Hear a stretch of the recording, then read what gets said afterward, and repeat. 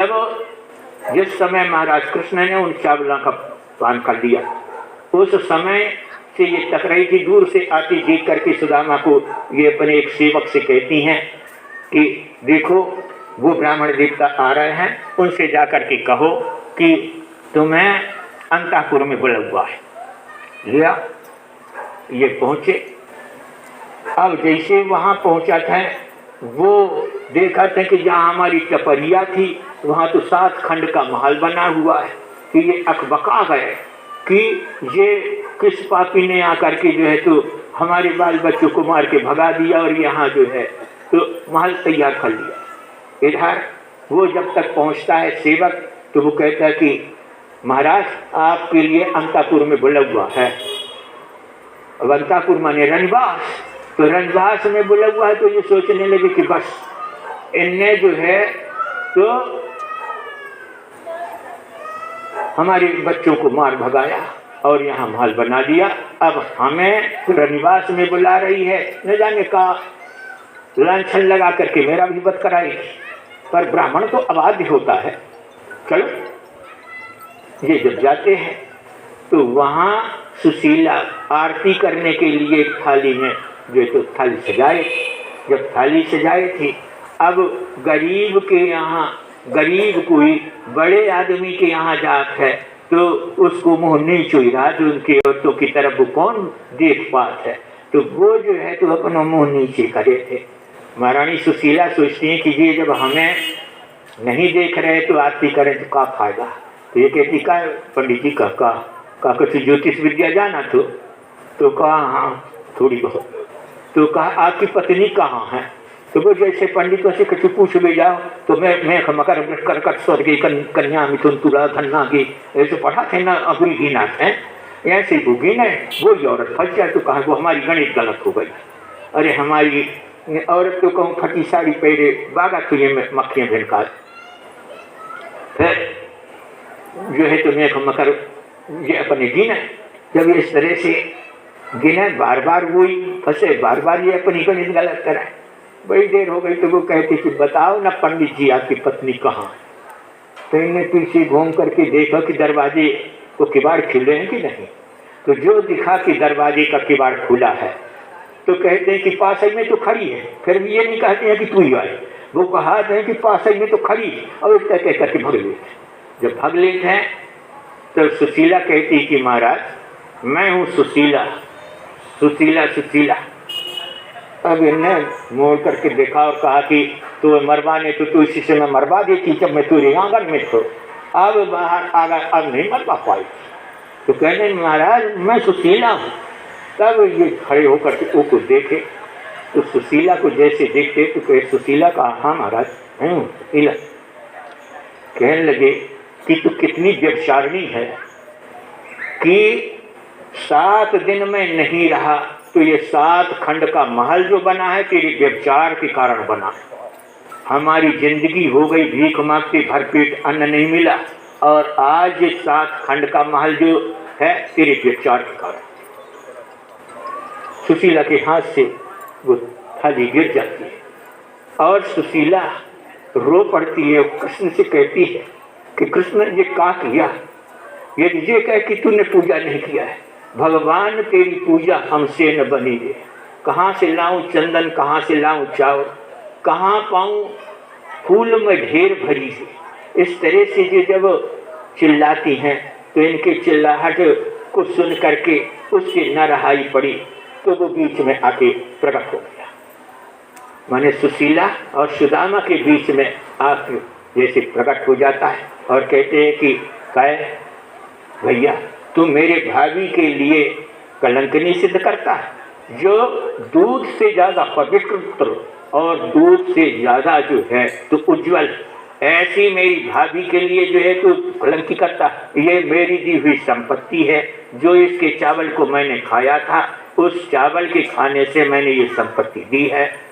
इस समय जो है तो मेरी भाभी को कलंकनी बताता है। कहने लगे सुदामा कहते हैं कि काम कर कृष्ण कहा जी अपनी संपत्ति समा चल यहाँ से, हमें तेरी संपत्ति की जरूरत नहीं है, मुझे वही गरीबी चाहिए तूने ये कहा है कि अहम भक्त्य पराधीना ही स्वतंत्र इव द्विज।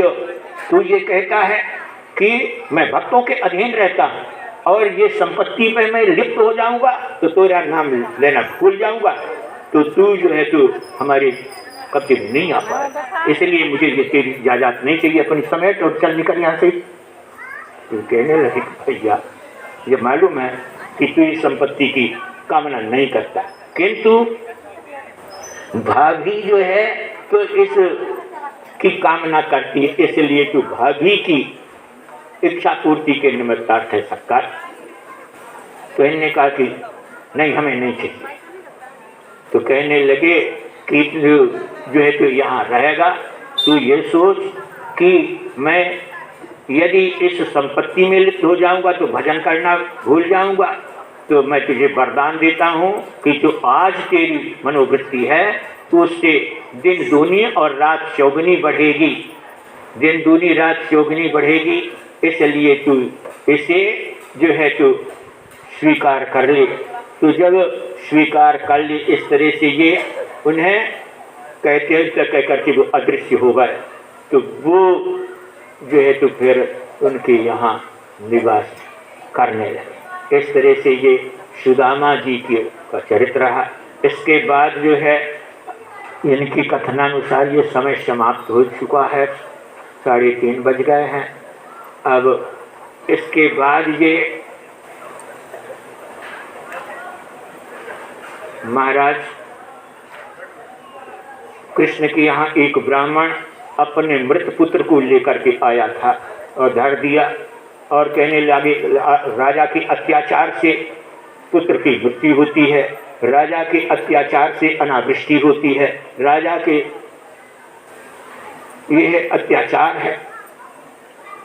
एक दिन की बात है कि महाराज अर्जुन आ गए थे द्वारिका और उस ब्राह्मण का बालक मर गया था, तो वो ले आकर के मुर्दा धरा और कहने लगा। जब इस तरह से कहता है तो अर्जुन कहते हैं कि ठीक है ब्राह्मण देवता, यदि कृष्ण बलराम ने तुम्हारी रक्षा नहीं करी, तुम्हारे बच्चे की रक्षा नहीं करी, मैं करूँगा। अब अगला बच्चा जब जन्म लेने को तो मुझे खबर कहा चला गया। अब कुछ दिन के बाद उसकी पत्नी फिर गर्भवती हुई, प्रसव का समय आया। जब प्रसव का समय आया तो वो सोचने लगी कि अर्जुन को बुलाएं, तो अब जाएं। तो ये जैसे पहुंचते हैं कृष्ण के यहाँ तो अर्जुन आ चुके। तो इन्होंने कहा कि मेरी पत्नी का प्रसव का समय आ चुका है। तो इन्होंने कहा कि एक काम करो, प्रसव का समय आ गया है तो उन्हें अपने मकान से बाहर कर दो, यहाँ मैदान में कर दो। जब मैदान में कर दिया तो ये अपने बाणों से ऐसा माल बनाया कि वहाँ वायु भी प्रवेश न कर पा रही। अब हर बार वो बालक को जन्म देती तो बालक तो मर जाते पर मुर्दा बच जाता था, उसका शव मिलता था। तो बार बालक का जन्म हुआ तो बालक का शव तक गायब हो गया। तो वो ब्राह्मण को जब पता लगी तो वो ब्राह्मण कहता है कि हाल तो देखो, जो न स्त्री में न पुरुष में, नपुंसक माने 1 वर्ष के लिए नपुंसक हुए थे, तो ये कहते जो न स्त्री में न पुरुष में, उसकी बातों में मैं आ गया। जिसकी रक्षा कृष्ण नहीं कर सके, जिसकी रक्षा बलराम नहीं कर सके, प्रद्युम्न नहीं कर सके, अनिरुद्ध नहीं कर सके, तो ये बृहन्नला कहता है कि मैं रक्षा करूं। मैं कितना पागल हूं। महाराज अर्जुन कहते हैं कि ठीक है, अब मुझे जीने का कोई अधिकार नहीं। माने क्षत्रिय यदि ना कर सके तो अपने हाथ से चिता बना करके और जल जाना चाहिए। तो इन्हें लकड़ी इकट्ठा करी और चिता बनाए। जब उसमें बैठने लगे तो महाराज कृष्ण कहते कि काय भैया जो क्या कर रहे हो है, तो कहा मर रहे हो और क्या कर रहे हो। इसलिए कि मैं क्षत्रिय और जो कुछ कह चुका हूँ उसे मैं पालन नहीं कर सकता, इसलिए अपने हाथ से चिता बना करके जल रहा हूँ। ये कहने लगे जल ना, एक काम कर, चल हम उन बच्चों को दिखाते। इनने गरुड़ का आवाहन किया, गरुड़ आ गया। तो गरुड़ पर कृष्ण बैठते हैं और अर्जुन को बिठाते हैं और अर्जुन को बिठा करके ये पश्चिम दिशा को जो है चल देते हैं। तो ये 7 समुद्र पार करने के बाद जो है तो घोर अंधकार में पहुँचते। जब घोर अंधकार में पहुंच जाते हैं तो ये अपने सुदर्शन चक्र को आगे कर देते और सुदर्शन चक्र को आगे करके और उसके उजेले पर चलते। वहां जाकर के देखते हैं और जंगल में बहुत बड़ा किला बना हुआ है। वहां जाकर के गरुड़ को नीचे उतारा और वहां जब किले के बाउंड्री पे पहुंच गए, भीतर पहुंचे, तो वहां देखते हैं कि हजारों तो ब्रह्मा हैं, हजारों विष्णु हैं, हजारों शंकर हैं, इंद्र, वरुण, कुबेर, यम, इनकी कोई संख्या ही नहीं मिल रही कि ये कौन किसके हैं। वहाँ ये दोनों जाते हैं, आगे जाकर के देखते हैं तो 8 भुजा से नारायण जो है तो शेष सैया पर लेटे हैं। उनके 8 भुजाएं हैं और ये गौर वर्ण में। इन्हें जाकर के महाराज कृष्ण ने साष्टांग किया तो अर्जुन ने भी साष्टांग किया। तो जब अर्जुन ने साष्टांग किया तब वो नारायण कहते कि भाई तुम कहाँ से आए? कहा मृत्युलोक से। कहा कौन मृत्युलोक से? तो कहा जहाँ आप बाराह का रूप धारण करके इस पृथ्वी को ले आए थे उस स्थान से, उसी पृथ्वी से आए। कहने लगे कि तुम्हारा समय समाप्त हो चुका। तो जब समय समाप्त हो चुका तो अभी तक क्यों नहीं आए? तब कृष्ण ने बताया कि हमारे समय समाप्त होने से जो है एक पतिव्रता नारी ने मुझे श्राप दिया। माने गांधारी ने इन्हें उस समय श्राप दिया था। जब महाभारत का युद्ध समाप्त हुआ 100 लड़के इनके और एक दामाद भी मारा गया। तो सब जब मर जाते हैं तो गांधारी रोती हुई पहुंचती है। तो महाराज कृष्ण योगमाया से कहते हैं कि इसके पेट में तू बड़वा नल को प्रज्वलित कर दे। तो जब बड़वा नल प्रज्वलित कर देती योगमाया तो ये जो है तो लक्ष्मी से कह के तू बेरी का रूप धारण करके खड़ी। तो जब ये बेरी का रूप धारण करती है तब यहाँ बड़वा नल प्रज्वलित हो चुका था। तुम्हारी भूख के मारे गांधारी को कुछ नहीं दिख रहा था। तो महारानी गांधारी जाती हैं और गांधारी जाकर के जो के वो तोड़ना चाहती ऊपर पहुंच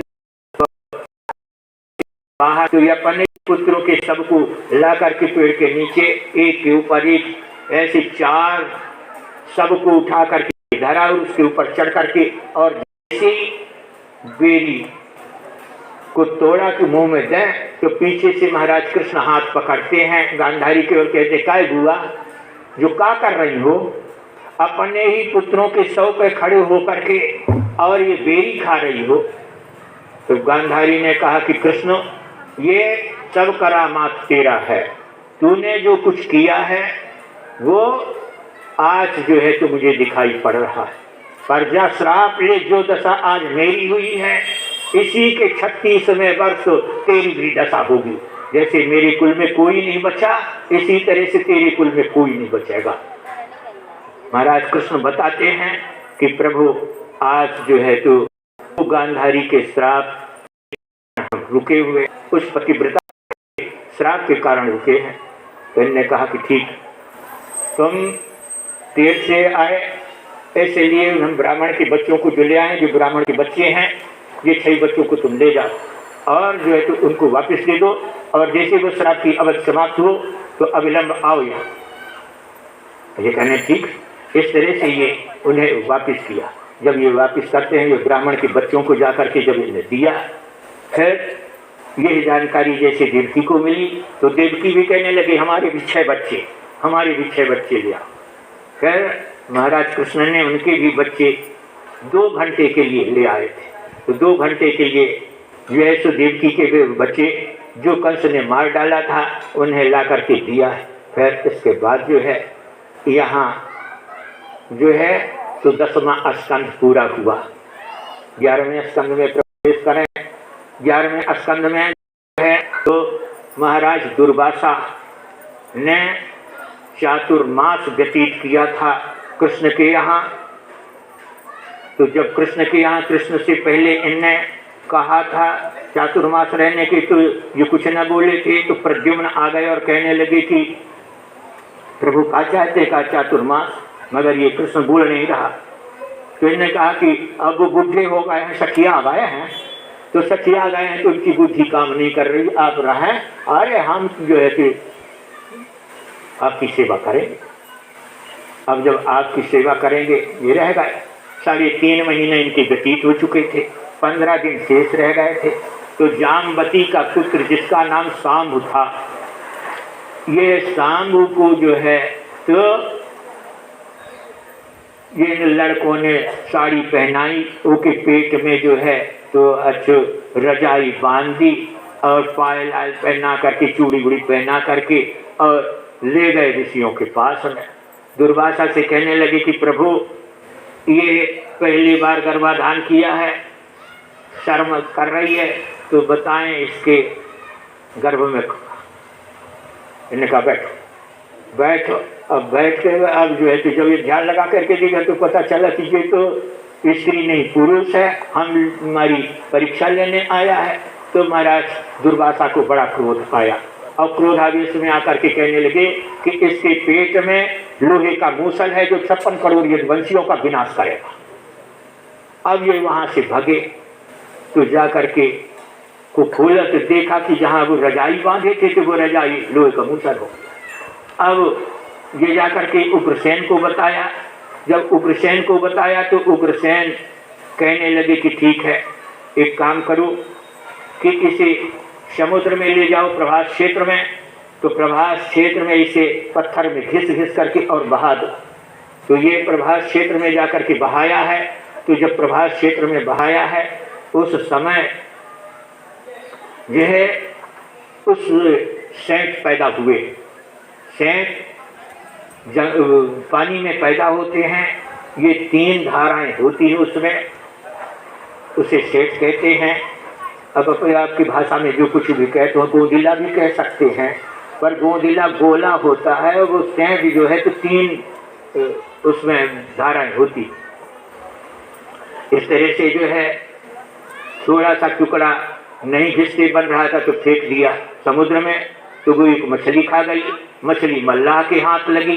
मल्लाह जब उस मछली को चीरा तो वो टुकड़ा निकल आया। वहाँ जरा नाम का बहेलिया आया था। वो बहेलिया कहने लगा, ये लोहा बहुत अच्छा, बहुत पक्का दिख रहा है, हमें दे दो तो हम अपने बाण के अग्रभाग में लगा लें। तो वो केवट कहने लगा, हमारे कुछ काम का नहीं, आप ले जा। तो वो ले गया और उसने अपने बाण के अग्रभाग में लगा लिया। यहाँ 36 वर्ष पूरे हुए। 36 वर्ष पूरे होने के लिए जब 8 दिन शेष रह गए थे, तब उद्धव ने जो है तो कृष्ण से कहा कि ये समुद्र जो है तो घने घने ज्वार भाटा ले रहा है, इसलिए हमें लगता है कि आप सुरभावन करना चाहते हैं। तो कृष्ण कहने लगे कि हाँ, आज दिन ये समुद्र ढक लेगा, इसलिए जो है हम यदुवंशियों के साथ गमन। उद्धव के जिस दिन जाएंगे, पृथ्वी को आप छोड़ेंगे, उसी दिन जाएगा। कलयुग आ जाएगा। कलयुग में मनुष्यों की बुद्धि छोटी हो जाएगी, मनुष्य लंबी तपस्या नहीं करेंगे, मनुष्यों की छोटी तो ब्राह्मण जो है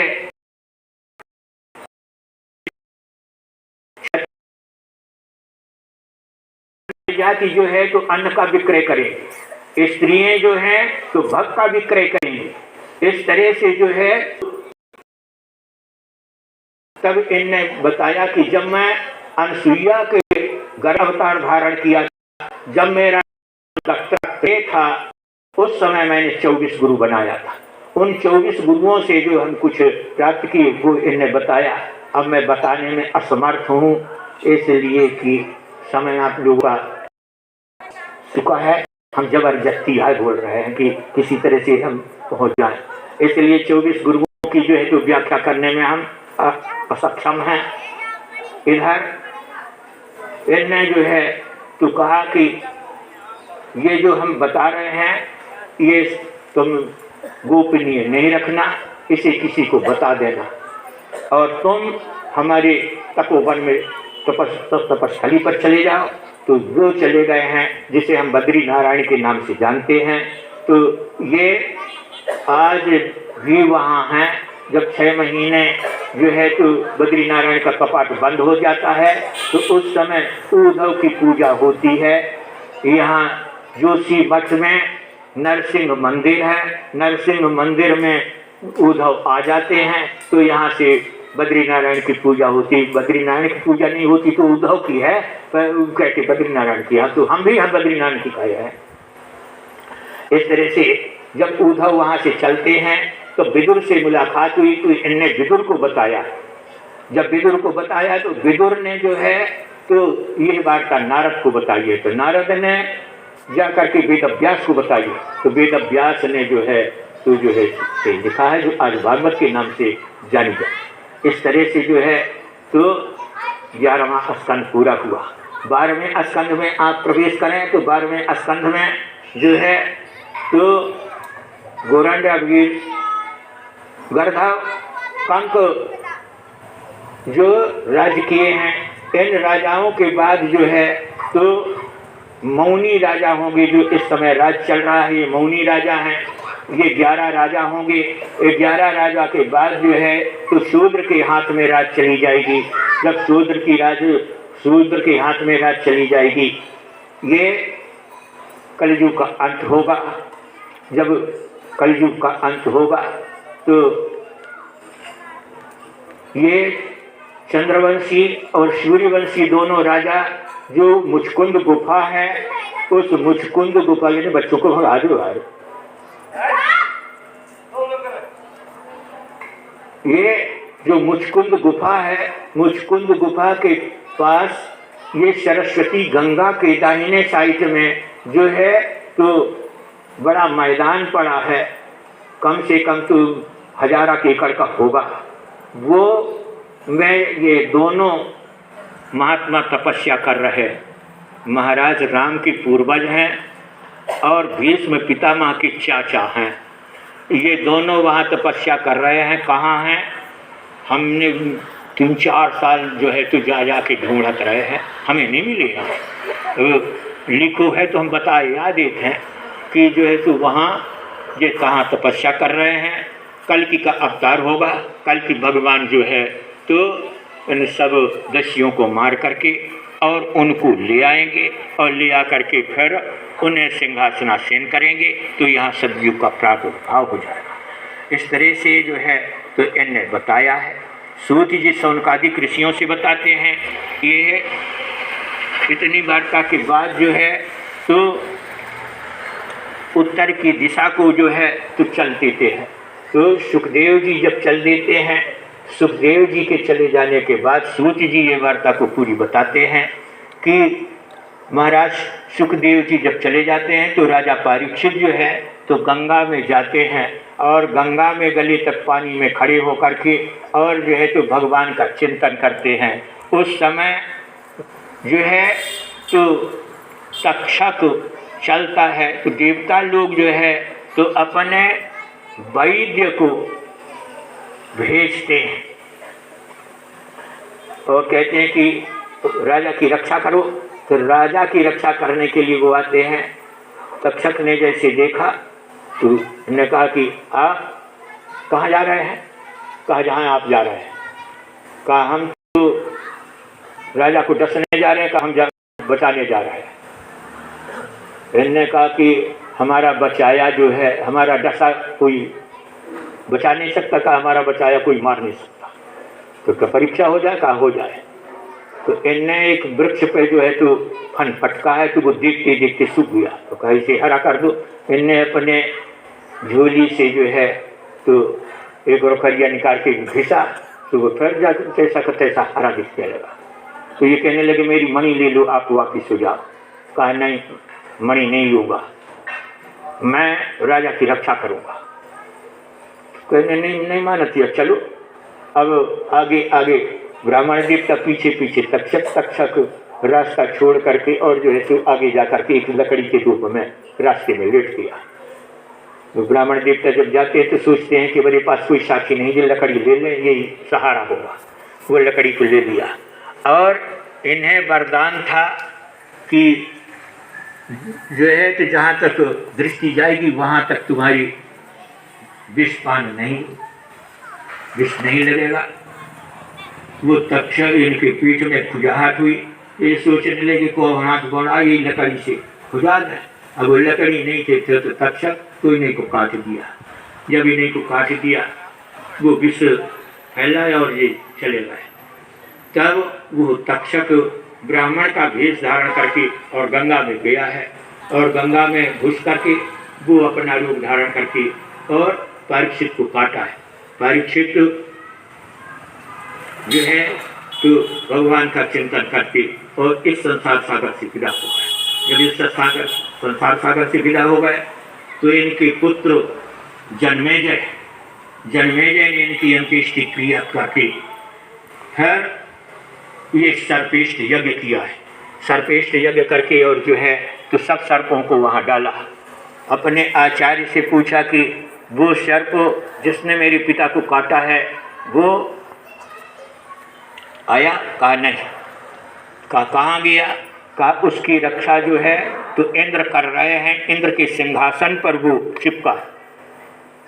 तो इनने कहा कि इंद्र के समय उसे हवन कर दो। तो कहा उठाओ अपने सुरुआ। तो इनने सुरुआ उठाया है तो उनने जो है तो इंद्र के समेत ला करके जब इनके सुरुआ पर खड़ा किया तो ऋषियों ने आकर के मना किया है कि अब इनको मारो नहीं, अब सर्प जाति के लिए श्राप है कि ये अपने ही बच्चों को खाएंगे। इस तरह से उन्हें श्राप दे करके वो यज्ञ को रोक दिया। इधर महाराज सूत जी शौनकादिक ऋषियों से बताते हैं कि 18 पुराण हैं। 18 पुराणों की श्लोक संख्या 4 लाख होती है। इनमें श्रीमद् भागवत में 18,000 श्लोक हैं। 18,000 श्लोक तो नहीं आए, बनते हैं तो कम। ये 5,76,000 अक्षर हैं। अनुष्टुप छंद 32 अक्षर का होता है, तो यदि अनुष्टुप छंद का भाग दिया जाए तो 18,000 लब्ध में आता है। वो आए 18,000 कहते हैं। यहाँ इस तरह से 18,000 श्लोकों का ये श्रीमद् भागवत का बताया। सूत जी शौनकादिक ऋषियों से बताते हैं कि जो आज जो पांत इस श्रीमद् भागवत को श्रवण कर लेगा उसे सर्प का भय कभी नहीं रहेगा। जो इस श्रीमद् भागवत को श्रवण करके स्वर्ण सिंहासन पर इसका दान कर देगा वो जो है तो आवागमन से सर्वदा के लिए रहित हो जाएगा। इस तरह से ये कह करके और जो है तो ऋषियों से 88,000 ऋषि जो इसका श्रवण कर रहे थे उन 88,000 ऋषियों से विदा ली। तो ये जो हमारे द्वारा शब्द निकले हैं जो आप लोगों के काम के हो गए तो आप लोग अपने हृदय में धारण कर लेंगे। और जो कचरा निकल गया हो तो जैसे आप चावल गेहूँ फटकते हैं उसमें कचरा रहता तो फटकते हैं सूपा में, तो कचरा फटक करके बाहर कर देते हैं। इसी तरह से जो कोई अनुचित शब्दों का मैंने प्रयोग किया हो, अनुचित शब्द निकले हों, उनको फटक करके सूपा में जो है तो बाहर कर देंगे। चलनी का काम नहीं लेंगे, इसलिए कि चलनी जो है तो सार वस्तु को नीचे गिराती है और चापर अपने पास रखती। पर आप सूपा बने, जो शब्द मेरे यहाँ मेरे द्वारा आपके काम के निकले हों उसे धारण कर लें और जो बेकार निकले हों उन्हें फटिक करके जो है सुकुड़ा दें। अब आज यहीं इसलिए जब भी आपका टाइम निर्धारित जो है तो 3 घंटा बचा, अब 3:45 बजे, पर इन्हें जल्दी पड़ी है हवन की, इसलिए कूद फांद के हमने पूरा कर दवा। ओम हरे परमात्मने नमः।